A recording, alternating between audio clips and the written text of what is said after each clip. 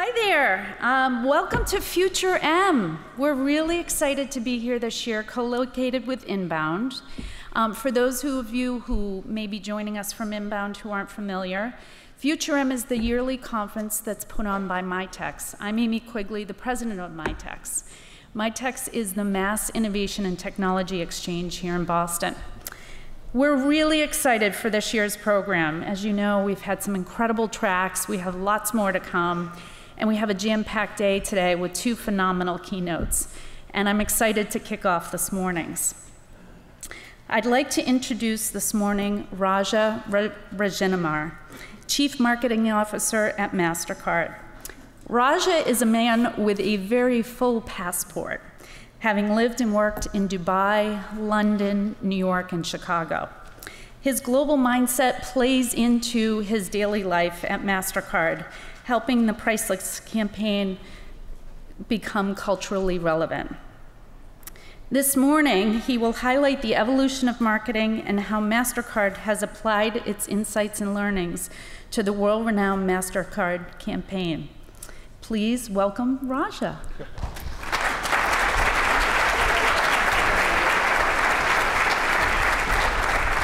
Thank you very much. Thank you. Thank you very much. Good morning, everyone. I have 45 minutes in total, so I'll try to probably keep about 20-25 minutes to share some thoughts, and then we'll leave it for Q&A. So it'll hopefully you're a live audience who will ask me a lot of tough questions. I would really welcome and look forward to that. So what I thought I'll do is to broadly share with you some of my observations in terms of marketing itself, and how the marketing landscape is dramatically changing. And against that backdrop, how are we at MasterCard managing our brand and trying to sort of stay current, contemporary, and very relevant and connected to our consumers. So I have spent about 30 years now as a student and a practitioner of marketing across various geographies, starting with India. And like what Kathy has mentioned, I was in the Middle East, I was in Europe, and then I came to the United States, and I have been in global roles for the last almost 20 years. And I also had the opportunity to spend time in multiple industries, starting from paints to packaged goods with Unilever and with financial services, essentially Citibank.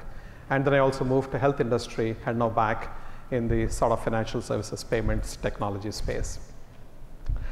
Over these 30 years, if I have to look back at my experience and try to see what changes did actually the marketing landscape go through, I can divide this into 4 distinct buckets.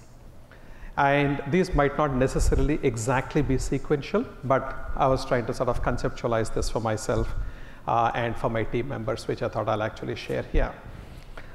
What I call as marketing 1.0 was essentially all about logic. It was about the left brain.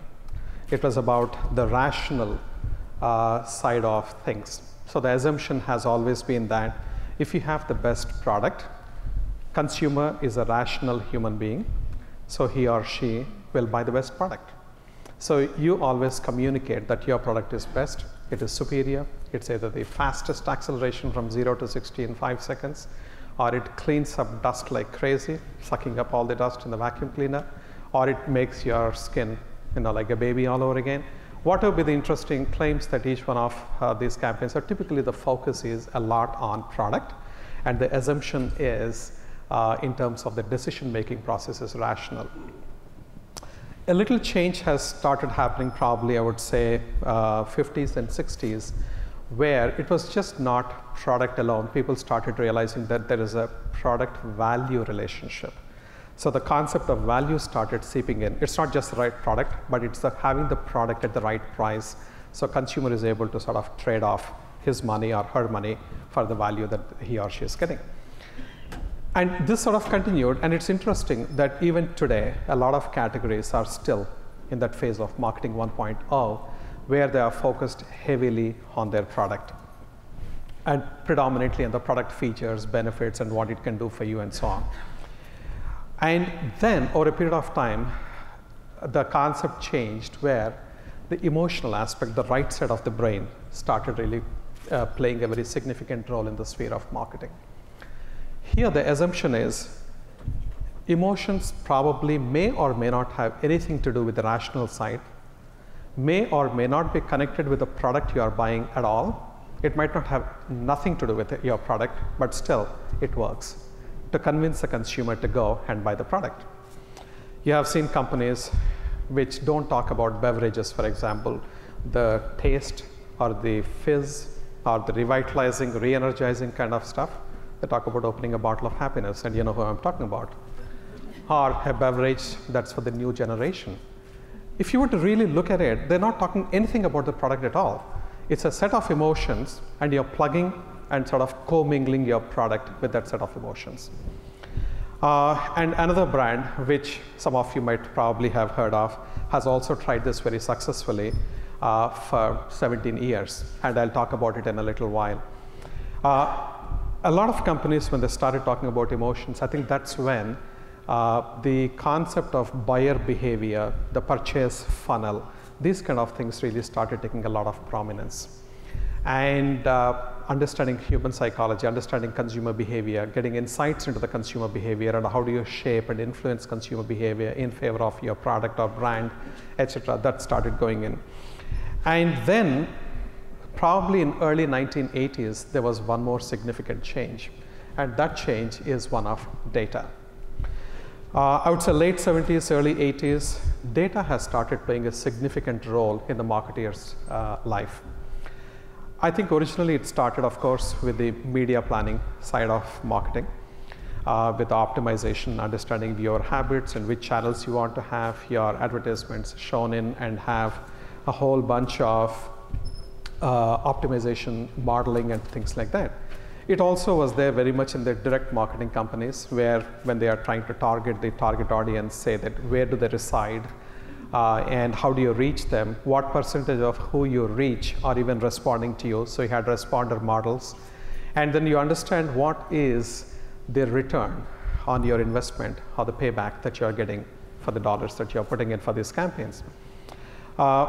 A lot of sophistication has gone into that space, and I would say financial services probably have taken substantial lead in that area of direct marketing, and media planning, of course, that was always there, and that also started getting more and more sophisticated with evolution.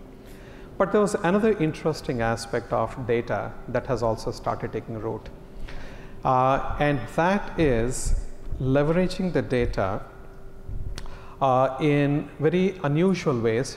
It was not called big data yet at that time, but leveraging data in ways that were not done before. Till then, if you looked at data, it was for the marketer to understand how to reach the consumer. But to use the data to influence the consumer by providing the data to the consumer is very fascinating. Example, one of the largest companies on the internet. So they say when you have bought this particular item, you're browsing it. People who bought this have also bought these. So that's providing a real-time analysis or near real-time analysis, and providing the data to the consumer so that the consumer is influenced. So you're actually not only using data for yourself as a marketer, but you're providing data to the consumer in an interesting, packaged, intuitive kind of a fashion, where you're able to shape their experience very effectively. And I think sort of 90s really saw a lot of it, and I remember very fondly in the early 1990s when I was in the Middle East, and people were just beginning to talk about how the data can be deployed. I actually hired a couple of nuclear scientists from Russia, and they were very, very good at modeling chain reactions and nuclear fission and all kinds of good things. And they started cranking up the numbers for us and coming up with some models which are so incredibly powerful, both in terms of trying to target consumers and attract them, but also project what their profitability and lifetime values were going to be for these consumers. And how do you retain consumers before they even leave you? So there were retention modeling and things like that which were being done. And of course, the most recent examples, as I told you, is big data has come in very, very big. And what you can really glean out of that big data and what you can do is absolutely incredible and extraordinarily powerful if you really use it the right way.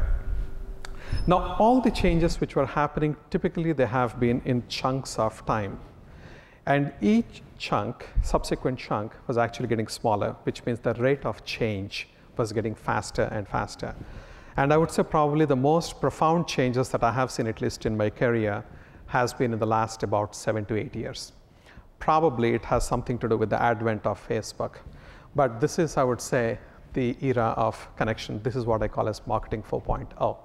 So 1.0 is logic, 2.0 is emotions, marketing 3.0 is data, and marketing 4.0 is about connections. Now, there was something very dramatic happening in the entire ecosystem of the consumers. So on the one hand, you have computing power, which is dramatically and exponentially increasing. So you would have heard and read multiple times that a smartphone today has got more computing power inside it than what Apollo 11 had when man landed on moon. So literally, you're putting an Apollo rocket in people's hands. That's a power that's available, right? Whether you use it or not and what you use it for, the fact is that it's available. Number two, the size of the computing devices has started shrinking. I don't know how many of you have seen. I tried to get the picture, but then I was not certain if I wanted to show a specific brand here, lest they misunderstood me and my intention. So, but one of the large companies had introduced the concept of portable computers in 80s, and you should see the portable computer was probably this size. It's a portable computer, right? Compared to a room full of those wheels turning, this was indeed portable. Yeah, 4 people can carry it. But today, that is sort of the miniaturization of technology, is making it possible to put massive computing power into very small devices. Third, Moore's law, all of you have seen, which is the cost of computing, cost of memory. It's all dramatically dropping half every 3 years or whatever is the time frame. And so enormous computing power in very portable devices, extremely economical. Then the fourth revolution started in this space, which is user interface. I remember my dad, he would struggle to use a DVD player.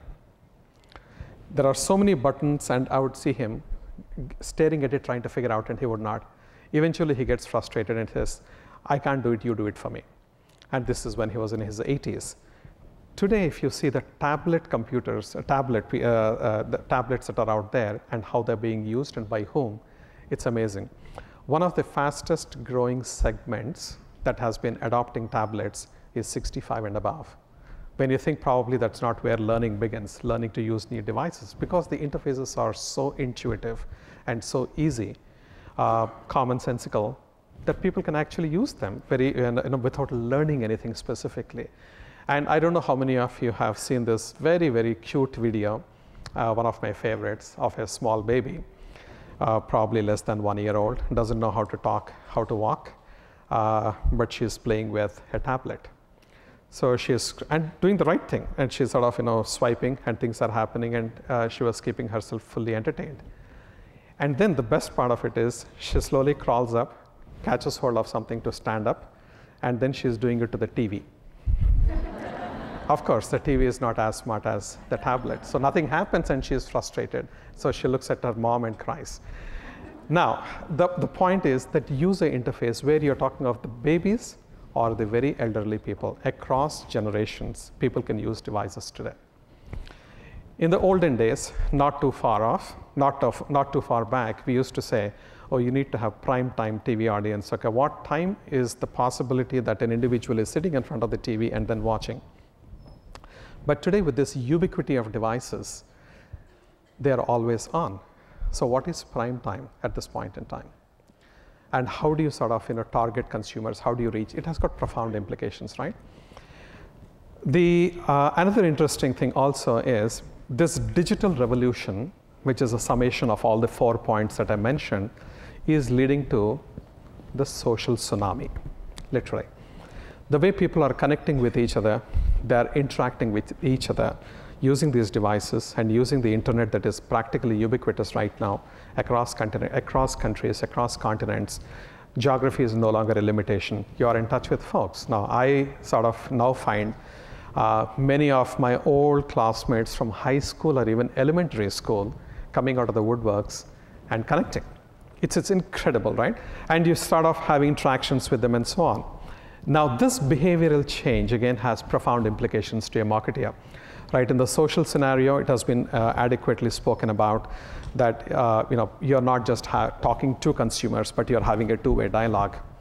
But to me, the more significant thing that's going on is it's not about a dialogue between you as a marketer or as a company or as a brand and your consumer, but it is that consumers are talking a lot more amongst themselves, and most of the times you may just be a spectator, and you can be made or broke in those interactions that they are having unless you know how to be a part of it in a credible, authentic kind of a fashion. Lots of surveys have gone, and this is not just in the United States, it's across the world, across the so-called developed economies or developing economies or underdeveloped economies, without exception. People are significantly influenced in terms of their brand choice by the opinions of people who they know nothing about or their competencies. So if somebody is saying, I hate this TV, it doesn't work well, that person might not know how to use that product. But then you believe that individual immediately, oh, there is some problem with this. Okay, opinions get formed very, very quickly. And there is some kind of a mass mentality and the behavioral pattern, which is very interesting and fascinating if you look at it as a student of marketing in this context. So a ton of stuff is happening. So this entire paradigm is totally changing your purchase behavior and also the purchase funnel, or the buyer behavior and the purchase funnel. Totally. In fact, we at MasterCard literally have rewritten the way we believe consumers are actually doing their purchase today than they used to do 7 years back or 8 years back. Completely different. And it's fascinating to see how much of a transformation has happened in just this short period of time. Now, in this era of marketing 4.0, there are certain imperatives that we have got. In the old times, you used to talk about understanding consumer insights. Today, consumer insights are not adequate. You need to have human understanding. It's not about understanding an individual, but it's understanding groups and group behavior. You're talking of communities and cultures. Completely different and significantly more complex than what it has been. Second, as I said, you need to relook at your entire buyer behavior and the purchase funnel, totally altering. Power of data and the analytics. Again, in the past, analytics used to be for the more sophisticated large companies with huge infrastructure. But now with the democratization of computing power and the expansion of data analysts beyond the traditional field of science and statistics, how they are entering into the business, I think there's a huge opportunity, and the power that it can bring to a marketer is incredible. Innovation, we have always been talking about innovation, but to go about innovation in an innovative way, and I'm not just talking about crowdsourcing or partnering with accelerators or partnering with the venture firms and things like that. There is a whole new way of approaching innovation, and it goes beyond rapid cycle deployment and rapid testing. All these good things are there, but they got to be really, really rethought. I think the pace at which the change is happening, irrespective of the industry, it's fascinating. And I think you need to find new ways of looking at it. Rapid speed to market. Now, with the types from Silicon Valley, the kids who are really coming and doing things, very powerful, can significantly impact companies, right? And large established companies particularly, which are not renowned for their nimbleness and agility, for them the speed to market is going to be critical, otherwise they'll become dinosaurs fairly quickly. And it happens in many spaces. And it's also about the messaging. So the message travels extremely rapidly in the entire space, and particularly in the social media. Like in the past, if you have to get a message to X percentage of your total audience, it would take a certain amount of time, and you say, okay, so many exposures and so many spots that you take on various channels, and this is our total target audience you will reach, etc. Today, it can just happen in hours, if not minutes, right?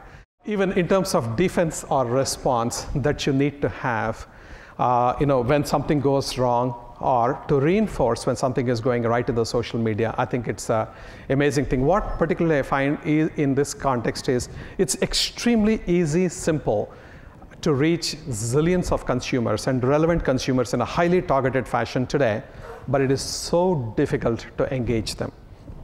The span of attention is coming down, and things which are competing for the individual's attention are so many that things are highly fragmented, and people are really looking at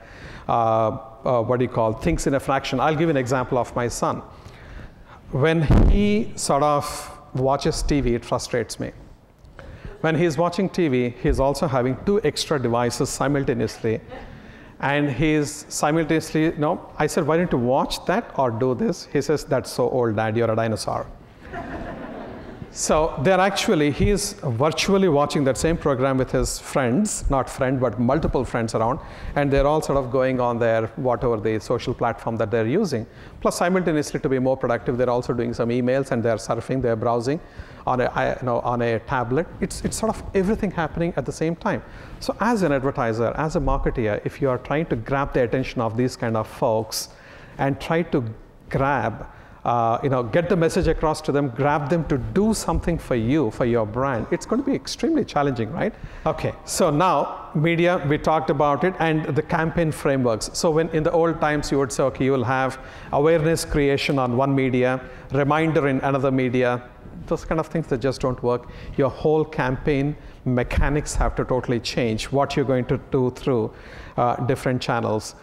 Metrics and ROI, this is something which I have seen very profoundly. Many companies, and where I have friends as well, and I talk to them, and I have been experiencing it myself as well. The accountability on return on marketing dollars has dramatically gone up. Businesses are obviously under pressure, and they would want to be absolutely certain what they're getting for their dollars. Now, when I have been on the other side of the table and managing businesses and P&Ls, I used to give hell to my marketing guys, saying that what are we getting for the money that I'm giving you guys? Now, karma always comes to bite you back. So I'm on the other side now, but the point on a serious note is that there is a significant accountability, and we need to know what is the effect of campaigns that we have, what are the returns that we are getting.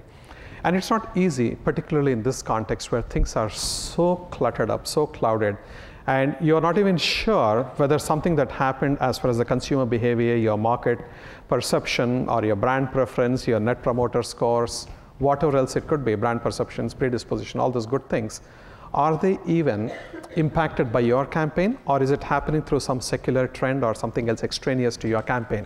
Or is it, so that isolating the impact and finding it out, that I think is becoming very sophisticated now. Gone are the days where, remember Lord Leverhulme, who said that 50% of my money, I put my money in advertising, 50% of my advertising I know doesn't work, and I don't know which 50% it is. Today, if you sell that, you'll get kicked at the backside, right? You need to absolutely know what you're spending and what you're getting in return, and that accountability is sort of bringing in a rigor and discipline on the financial side of marketing that was not probably as prevalent probably even 10, 15 years back. So this is something which is extremely important and taking root. There's also something very interesting happening. The difference between the CMO's job and the CTO or CIO's job. There is a significant confluence between these two. Where one ends, where other begins, and how they interact is dramatically altering. Marketing and innovation. Marketing is historically or traditionally a creative function, so is innovation. Are they two separate functions? Is there an overlap, or are they exactly the same? Same thing with products. Some companies have, if you look at Philip Kotler's textbook, it says, the first P of 4 P's of marketing is product. But many companies actually have product separately and marketing separately.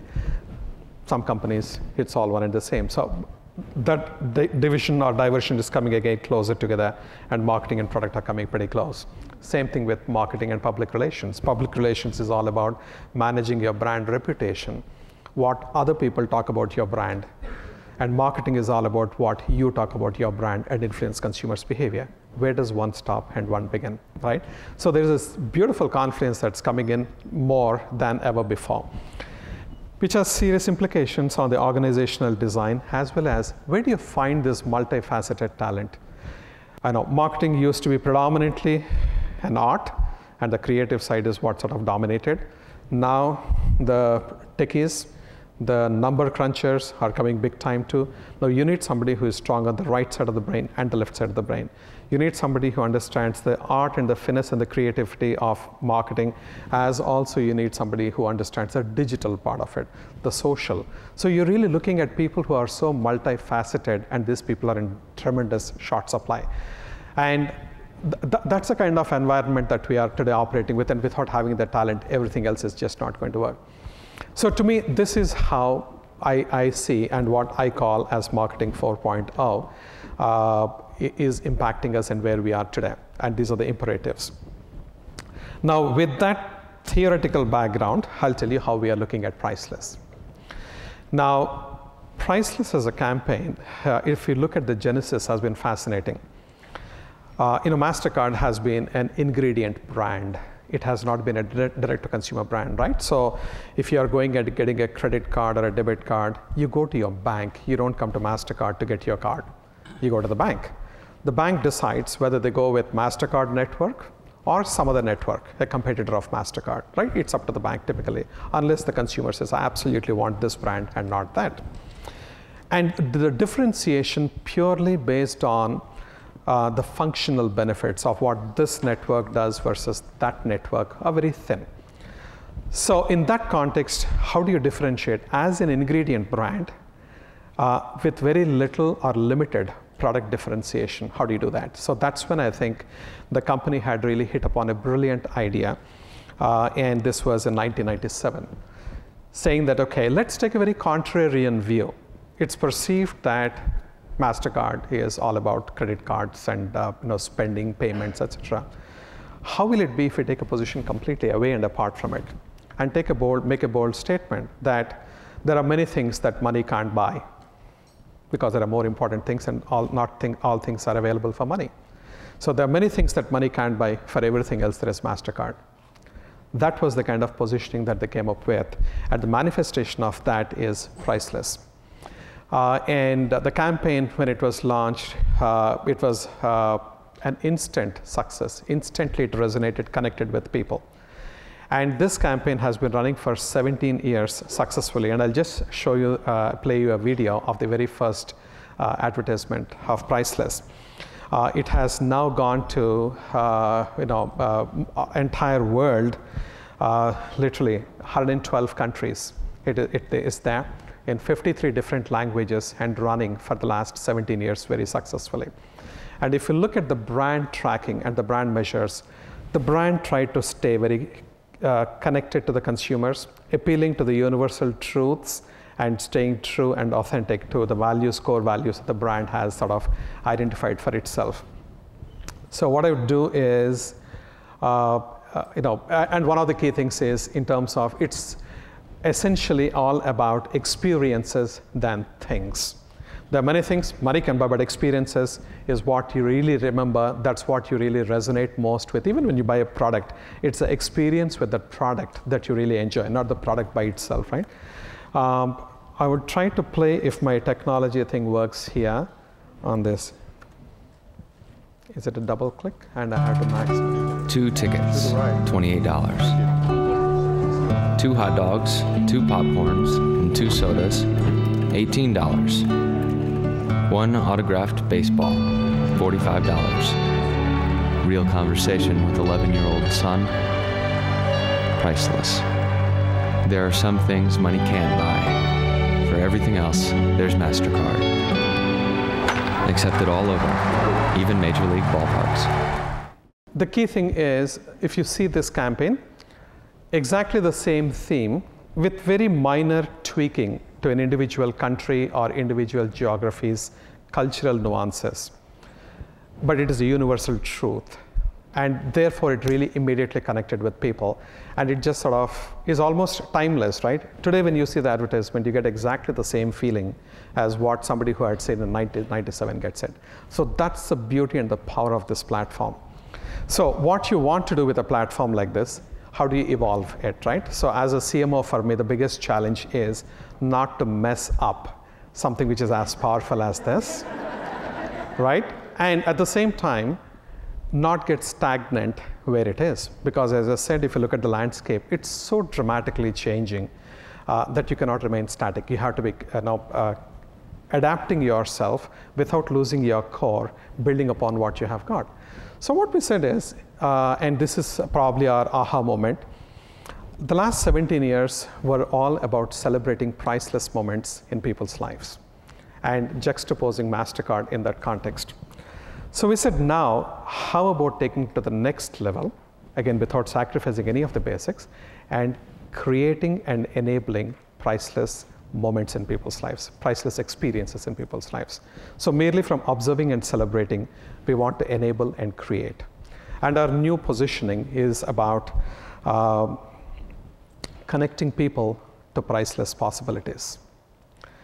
Right, and this is how we are approaching. How can we connect people to priceless possibilities, whatever is priceless? So we are retaining priceless at the core and convert truly the priceless from an advertising platform that it has been for 17 years into a holistic marketing platform, into an experiential brand, if you will. And that's what we have started doing. Now, we went with a lot of pre-testing, research, lots of trepidation in the whole process so that we won't have egg on our face. And that was a key consideration as well. And eventually, we came up with a platform, a development. So we said there are going to be manifestations of priceless in an experiential form. So we have introduced so far 3 platforms. The first one is Priceless Cities, second is Priceless Causes, and the third one is Priceless Surprises. Now, and I'll show you each one of these in action and what the genesis is. Hopefully it'll be interesting to you. So first, talking of priceless surprises. One of our insights is that people love to be surprised and delighted. As marketeers, we have been talking forever, how do you surprise and delight your consumers? So we said, let's start at the basic. How can we surprise and delight consumers? Now, we have got a large number of very desirable assets through our sponsorships, as an example.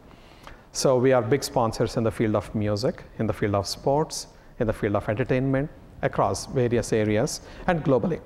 So we said, can we leverage the power of those assets and bring it to our consumers, right? In a surprising way. So we co-created this whole platform together with Justin Timberlake, who coincidentally is also all about surprising his fans. So we said, okay, let's actually launch this whole platform wherein, in Priceless Surprises, wherein if you are a MasterCard consumer, you may be surprised, right? And this surprise will be in one of the 9 passion points that we have identified. The passion point, first passion point, is music. Very universal. People are deeply passionate about music of their particular genre. My son loves a particular genre, which I hate, but he hates what I love. So we got a healthy relationship. So the point is, you should cater to me as well as to him, right? So how do you go about that? So we started first on the 26th of January. We are also a sponsor of the Grammy Awards. And we launched on that night with this platform with Justin Timberlake. So what we said is that if you're a MasterCard consumer, just keep using your card or interact with us on one of these social platforms with hashtag Priceless Surprises. And you may be surprised. So we're not promising anything. We're not guaranteeing anything to you. But then we gave away tens of thousands of surprises. So you might get a small surprise like a digital download of a song of Justin Timberlake, say Mirrors. But when you get the digital download of the song, it's not 1 copy, but you get 4 copies of the same song. So you, in turn, can surprise and delight your friends or your relatives. So you create a viral impact. And you'll have increasing value of these surprises, and it just sort of keeps going. And eventually, you come to the highest prize where Justin Timberlake will come to your home and spend a day with you. So if you're a fan of Justin Timberlake, that's ultimate heaven for you, right? So we started creating this, and I'll just show the advertisement.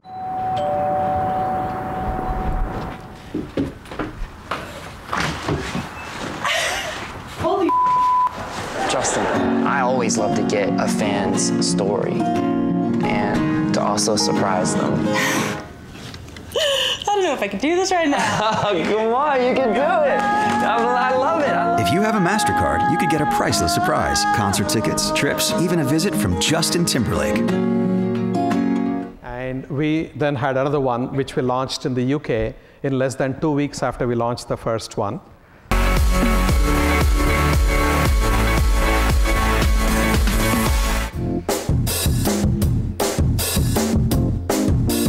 So I'm about to surprise one of my most incredible, coolest fans. Her name is Queen, and she's doing a playgroup.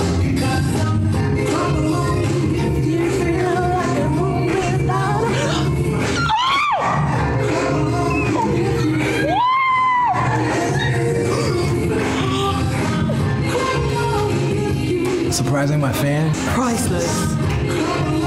This.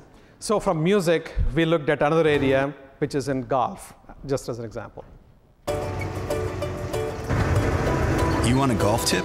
Now to have some fun with these golfers. Get a MasterCard. This ought to be good. It gets you lessons with PGA Tour players. What's this guy doing? Access to TPC golf courses. And maybe even You couldn't even hit the cart once. a priceless surprise. Let's see what you got. That's 100%. I'll take you as a partner anytime, man. Estamos em uma escola em Lisboa, antes da final da Champions. Hoje vamos fazer uma surpresa inesquecível para uma menina dessa escola. Para que seja uma surpresa, há que passar despercebido. This is Deco, soccer star from Lisbon. A partir de agora, aqui você é Mr. Souza.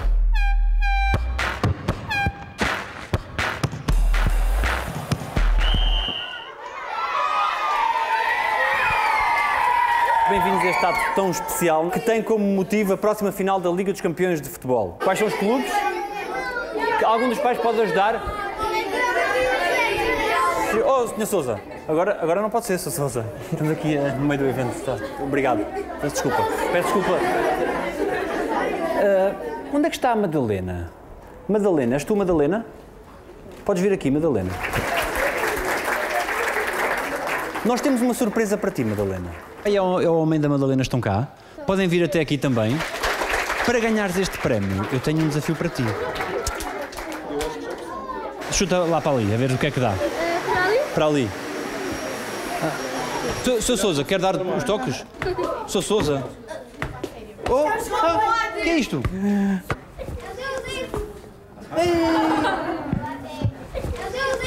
Palmas! Olá! Estamos cá porque a Madalena é a última escolhida para fazer parte do programa da MasterCard, dos mascotes que vão integrar a final da Champions no sábado. Você vai estar na final da Champions. Vais entrar no campo? Vais entrar no campo. Salva as palmas para a Madalena. Dá um beijinho ao Deco. Estás feliz, Madalena? Estou. Estás muito emocionada? Porquê? Queres dizer umas palavras?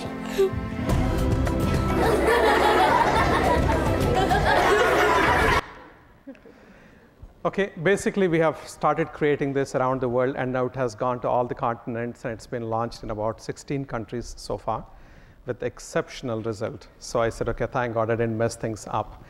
This is working well for us. So likewise here in Boston, we did with Fenway Park, where we had a couple of card members going and sitting inside the Green Monster and meeting with some of the players and having extraordinary experiences that money cannot buy you otherwise. So this is Priceless Surprises. I'll just play this for you, Priceless Causes, before you start off. This is one of the other passion points for our consumers is fighting for a cause. So it could be fighting against cancer, fighting against poverty, fighting against hunger. So we got multiple causes around the world. Europe, we are focused on hunger and eradication of poverty. And we started also this association with Stand Up to Cancer in the US. Russia, and Canada so far. And this basically, the whole idea is we will generate funds for cancer research together with this foundation, and we have raised so far about $30 million for this event, for this cause. So if you can just... Use your MasterCard at any restaurant, and MasterCard will make a donation to Stand Up to Cancer. Hey guys, I just want to thank you for standing up to cancer. Okay, I gotta go. What time do you guys close? 6:30. Ah! Girls, thank you for standing up to cancer. Thank you for standing up to cancer. Getting together for a great cause? Pretty sweaty. Priceless. Spend $10 or more with your MasterCard when you dine out, and MasterCard will donate up to $4 million to Stand Up to Cancer, one precious cent at a time. So this, we have already crossed $30 million of contribution to Stand Up to Cancer. And business results-wise, this gives us very quantifiable results, which is sort of justifying the investment on a continued basis on each one of these campaigns.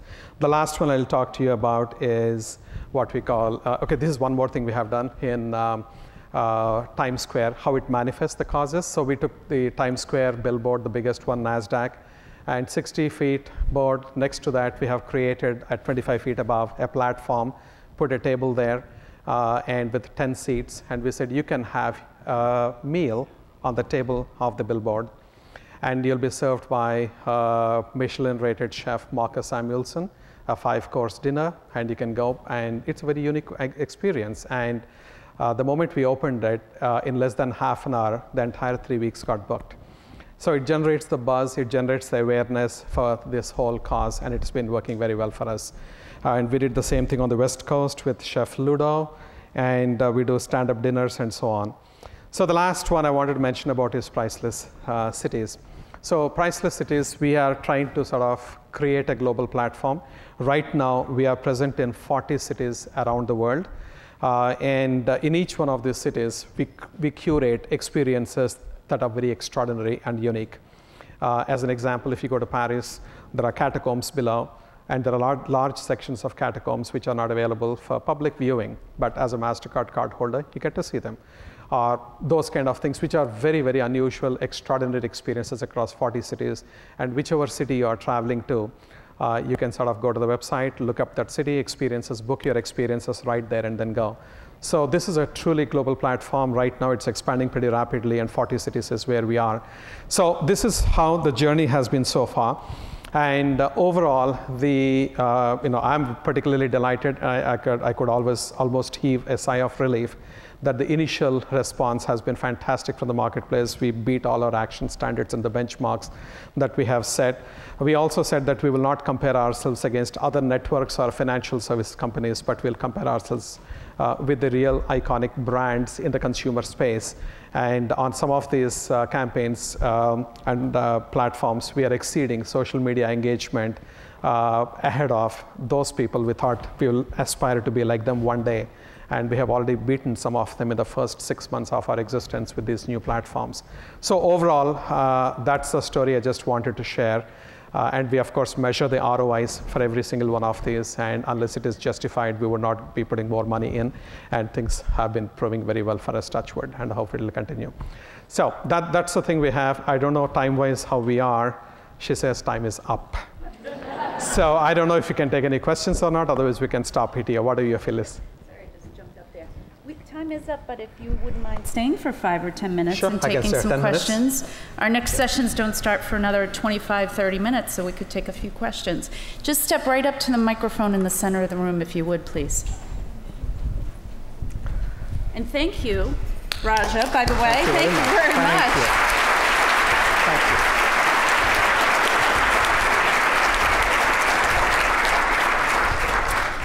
Any questions? Also, if you are a little microphone shy, feel free to stand up and we can. You said that there were 9 passion points. What were the others? I can't tell you. What were the 9 passion points? What were the 9 passion points? We are not revealing what exactly they are, but the ones we have advertised so far, you got cause, you got music, you got sports. So the other 6 will follow.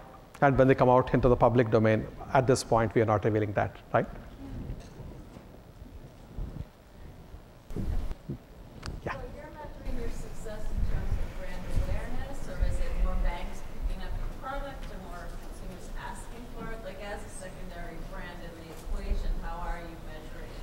Okay, the question is, how are we measuring? Is it about brand awareness, or is it about more banks accepting or issuing our cards, etc.? Now, we actually have two dimensions: brand building, business building. For brand building, we have got many soft metrics, and for business building, we have got hard metrics. And the good thing is we have been able to link both effectively. So if I'm increasing my unaided awareness by so much, what does it eventually translate to my financial numbers? So we got that funnel neatly established, and that's what we actually track the entire funnel. So we capture both the brand as well as business. The brand metrics sometimes can be more the leading edge indicators, and the business metrics will be the lagging indicators. So we measure the entire thing. At the end of the day, it's not sufficient to say my brand perception has improved, but it hasn't done anything to my business. Then why am I even wasting my money there, kind of a thing? It has to be both. Yeah. John. All right, you're probably going to hate me for this question, but you say that you're not competing against other, or not focused on other payments companies, that you're focused on building your brand, right, in comparison to other brands. How does Apple Pay change that? Great. You would have seen our advertisement last Friday, where you would show MasterCard and Apple Pay together with the iPhone. Mm-hmm. Who owns that brand? Who owns MasterCard? We own. Apple Pay, they own. So which is the predominant brand in that scenario? Is it Apple Pay or is it MasterCard? No, it's a very different kind of an equation. Let me just clarify. We are the network. Whether it is Apple Pay or their competitors or a bank or a merchant, whoever is there, they are playing on our railroads. So we are the railroads of this payment economy. Right? We don't really care who is coming and playing on the economy, so long as they're improving the economy and increasing the pie. Today, if you look at the entire payments, almost 80–85% is done through cash today, globally. Right? And our whole idea is, how can you increase the penetration of electronic payments from the 20% and expand it? That's where the big returns are going to be. That's where the opportunity is. So if an Apple Pay is coming in and doing it, and we are powering their network, literally. We are powering their transactions. So we are delighted. So we actually released a joint advertisement last Friday. We're the first of the gates to come. I think their announcement came out on Wednesday at their conference, and then we were out in the press on Friday. Thank you. So it's a complete collaboration. It's not a competition at all. All right. Thank you. Thank you. Yes, right over here. You mentioned that you're measuring ROI on all these programs. I'm curious how you're doing that, particularly around these experiential instances.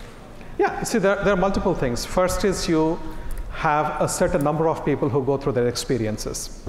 So you measure in terms of their perception and the possibility that they will retain, they will become a lifelong holder of MasterCard.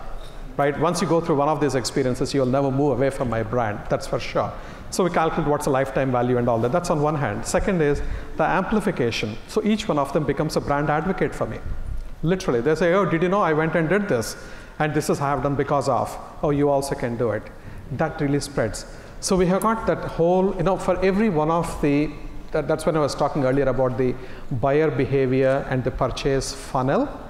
We look at it, how much are each one at each stage, how they are impacted, what the extraneous factors are, and what the intrinsic factors are, and how we should influence them. So we have got very clear metrics, and it'll obviously not be sufficient in 2 minutes that I can tell you, but you broadly get the gist and the concept. Not an easy one, and I would not say we have perfected the science. We have got a long way to go to perception, but we are having excellent read of the pulse.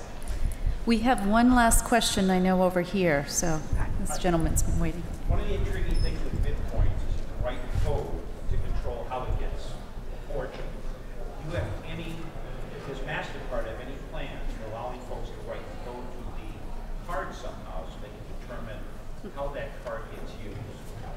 In fact, I must say that yes, we have got interfaces which we are creating, like the APIs. So the developers can actually plug into that ecosystem. And that, if you go to our website, it's already there. And we have got almost, at this point, I might be misquoting the number, but there are several thousand developers already who are plugged into our ecosystem. And we got the APIs already laid out. Yeah. Okay, folks, thank you very much, and I appreciate everything.